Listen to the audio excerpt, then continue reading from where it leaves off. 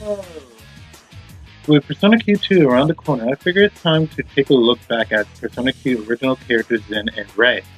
These two, since concept design, have been said to be together. Ren looked like a normal girl, while Zen looked like an edgelord in high school. Moving on, you first find Zen and Rei right before you entered you in Wonderland. People don't use these two for two reasons. One, they can't have a sub persona, and two, they can't spend the RNG instant kill. In terms of being a party member, they have the same stat spread as you and have many offensive and supportive skills. They also don't use much SP due to their elemental skills never getting upgraded, but but then passive skills will, which increase the damage of elemental attacks. Um, Even though their healing skill doesn't heal everyone and only heal a rose, they're pretty good till the end of the game. Overall, I would say that they are a pretty good party member, but they're not. The reason for this is because of one main factor. These two are a good party member in the Etrian Odyssey game. But however, in Persona Q, due to the rules and the meta, they aren't really that good since they can't really use physical links or multi-hit moves to bank off the boost system. So, in other words, they kind of suck. Moving on. Talking about them in a personality sense, let's start with Ray. Ray is a young, preppy, and sweet girl who loves to eat. Eating is her main character trait, which is sad considering it's her worst character trait. She will almost always be talking about food and will even mishear someone talk about food when no one is talking about food. I wouldn't mind it so much if we got the chance to actually learn about her character by the end of the fourth dungeon. The only interesting thing I personally found about her is how she is connected to the dungeons, but we will get back to that when we talk about Nico. Overall, I think Rei is alright, but not exceptional. She has her moments, but she could have been improved on. I think it's just mainly because of the writing. Zen is the opposite of Rei. Unlike Rei, Zen is quite reserved and very protective of Rei. Kind of. Zen tends to not really talk much and usually only focus on the task at hand and the safety of Rei. The only time he doesn't seem to care about Rei's feelings is when he opened the treasure to each dungeon, where when Rei is begging him not to open it. But, however, the true identities of these two are Kronos and Nika, which I will get to in a second.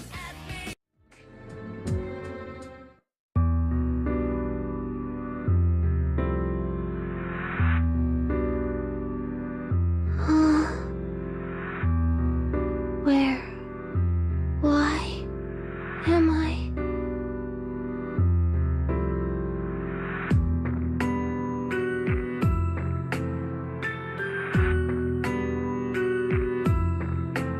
My name is Kronos, an aspect of death.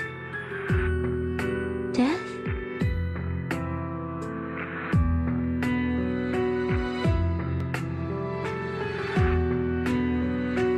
Your time in life has ended. Thus, you must come with me. There is nothing that can overturn this decision. That is all. I died? That is correct. Your time has come. None can escape this fate.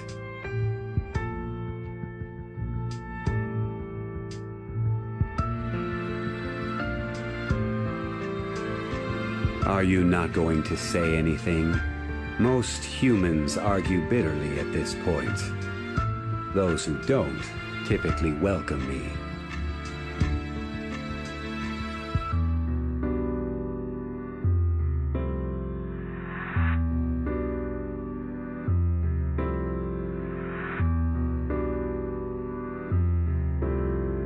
Why are you not saying anything?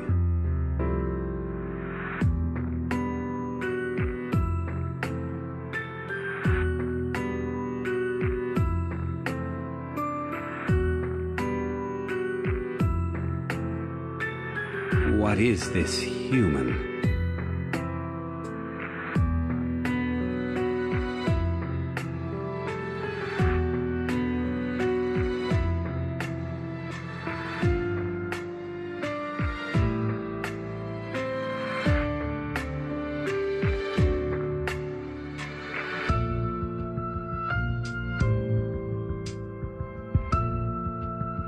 Rei remained silent. Thinking back, she was in utter despair, so deep that she could not cry, or even scream. But I couldn't understand that at the time. I took an interest in her, and had an idea. I wondered if I could make this girl who had fallen silent speak. That was all. It was just an idle means of killing time. I expended a fraction of my power, just for that purpose.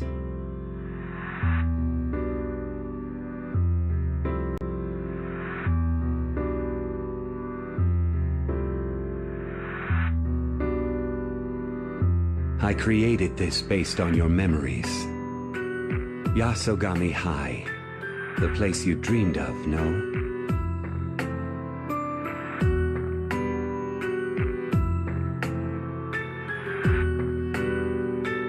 Yasogami. Hi. You finally opened your mouth. This is the school I was supposed to attend. I heard its bell from my hospital room. I imagine that there must be a large old clock tower there. I heard the bell every single day, and I'd hear the laughter of everyone who attended school there too. I dreamed of this place. I wished to come here someday. I wished to make tons of friends. Now, I'm finally here.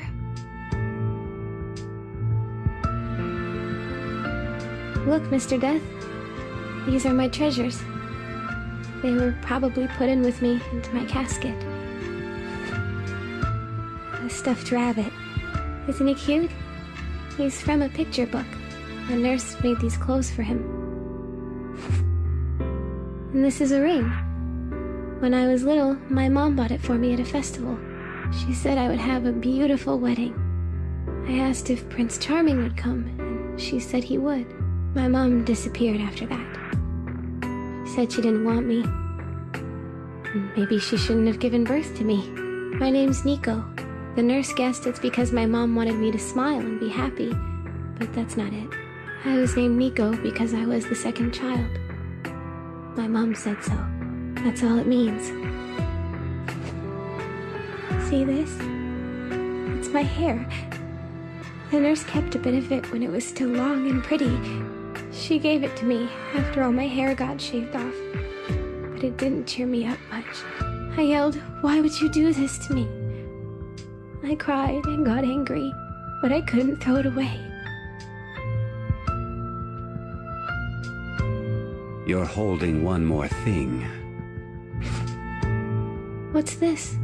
A letter? I didn't know about this one. It says, "Please rest in peace." Oh. It's from the girl in the bed next to me. She was 3 years older than me. Her name was Yuki-chan. She was really pretty and nice, and always comforted me when I cried. Yuki-chan never cried. She'd smile even after the painful tests. I really looked up to her, but she was discharged from the hospital. She sent a lot of letters. They'd say things like, "I'm doing well. You can do it, Nico-chan." I thought I did my best, but I wonder if I had to try harder. In peace. That's so cruel. When she's still alive. I bet she's laughing. Happy to be alive. It's not fair! Why only me? Why was I born? Why did I have to be born? I have nothing. No friends, no parents, not even my health. I prayed to God every day, and not one prayer was granted. Why did I exist? What was the point of my life?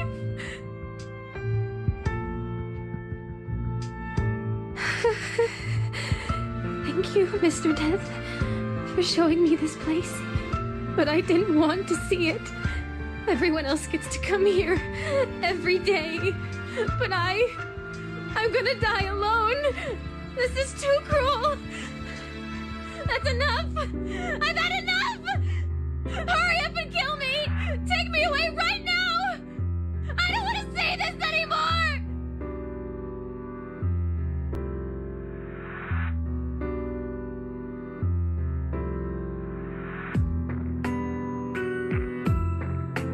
And then she tried to gouge out her own eyes. Her eyes? In death, one is bodiless, but the soul can still be harmed. Hers was meant to disappear. But still, I shielded her eyes in surprise and stole away her memories.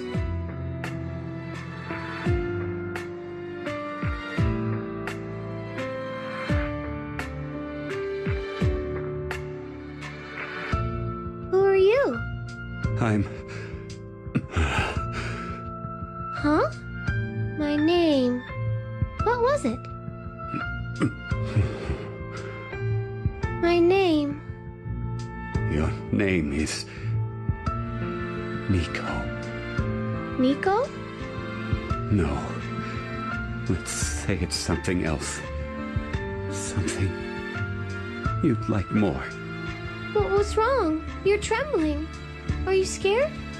Scared? Don't worry, I'm here with you. You're not alone. Yes.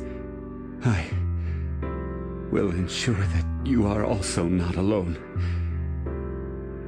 Always, you can call me Zen. Zen? It means one who lives with you. Zen. How do you write that? Right? I'll make it Zen. That means nice, because you're a good person. A good person. Zen? Do you not like it? It will do. Thank you. Your name is Philae. Philae? Philae. Philae. It's hard. Philae. Philae. Oh, I said it! Ray. Is Ray okay? So are Zen and Ray. It's nice to meet you, Zen. Yes. Zen? What's wrong? Are you hurt somewhere? Please don't cry. So sorry. Ray.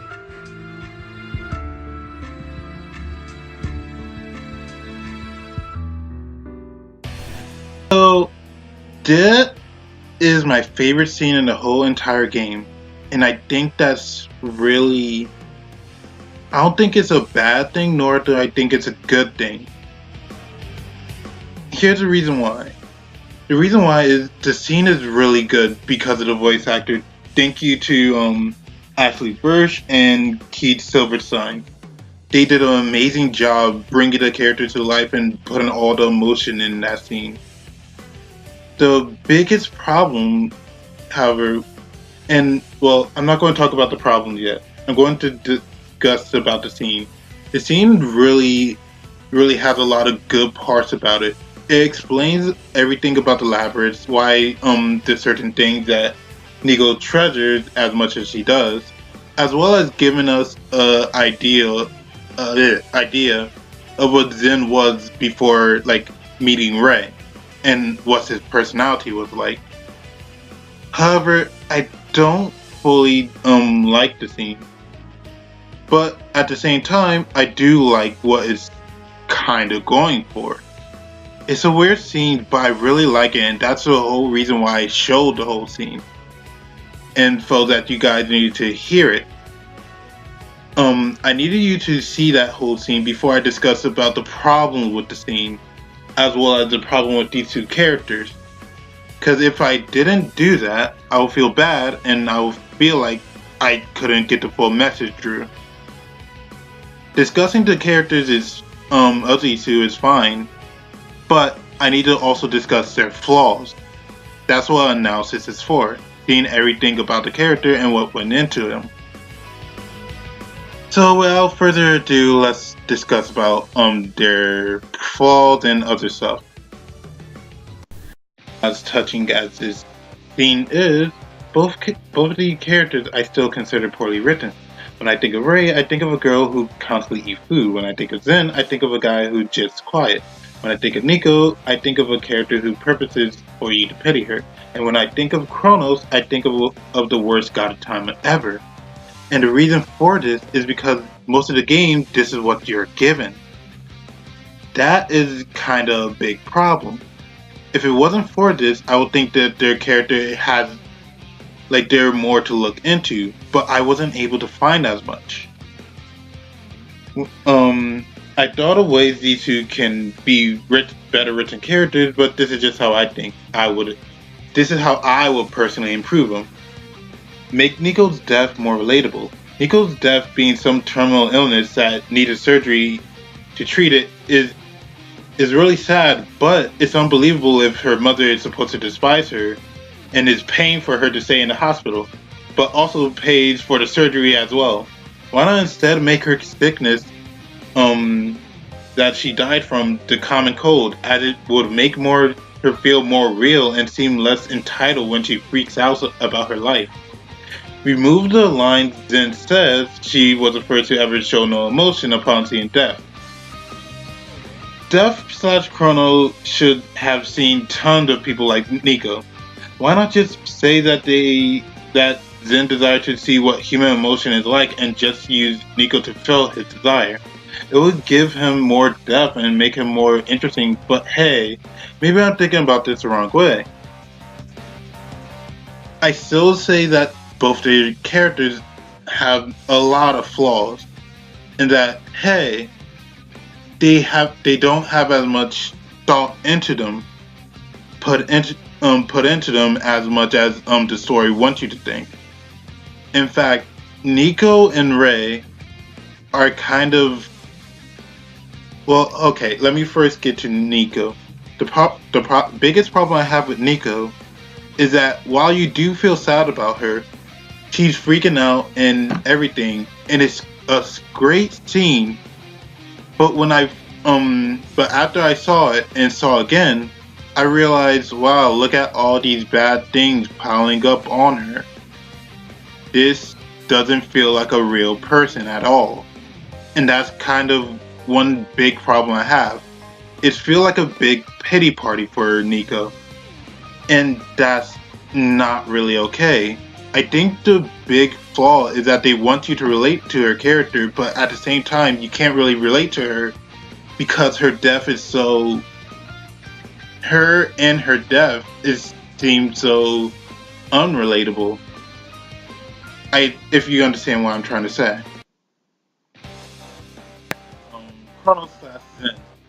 Chronos/Zen is kind of annoying because of the very fact that, oh, I fell in love with you. That's the biggest reason why I let you live. That's the biggest reason why I let you, I recreated your memories and stuff. It's not that it's a bad thing,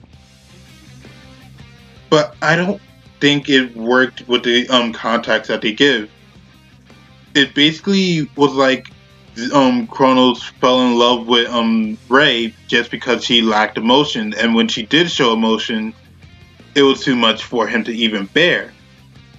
So what's the deal with that? It's almost like, hey, you don't actually love Nico. And that's kind of my big problem with it. It doesn't feel genuine, and it feels kind of... what's the word I'm looking for? Forced? In a way? Well, I do see... but, like, the two do seem actually like a good couple. So that's why I also find it weird. There's also another big problem that I see what they were going for, but it seems rather harsh when freaking Zen says it. At the end of the game, after you beat Kronos and save Rei, what he tells Rei is that that there is no meaning to life, since Rei was clearly asking what is the meaning of her life. had she lived for nothing, and so on and so forth. And that's kind of was her like main dilemma. But the biggest problem with it is that when Ray is asking, sorry about that, when Ray is asking, like, what did my life even mean all this time? His response is, life has no meaning, which is the harshest thing I ever heard. Which, at the same time, is also the right answer to not have a actual right answer for it. The best way to say is that life has many meanings instead of saying life has no meaning in that situation. Personally, I believe that life has no meaning, but still.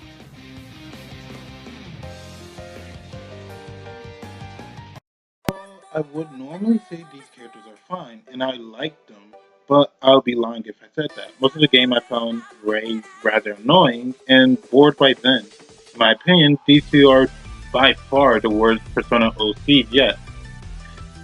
But at the same time, I really did want to like these two. I found them rather interesting from what I thought was going to be more interesting. They kept kind of building up on what their character could have been, and then we kind of got nothing most of the game. And I think that's kind of their biggest flaw. They don't really have much of a personality besides, oh, I'm freaking hungry all the time, and oh, I'm edgy. Well, oh, I'm a silent character really. And I hope in the future that if we have another character like these two, I mean another OC character for future Persona's spin-off games, that they're not one noted like these two. Thank you for watching, and I hope you have a good day.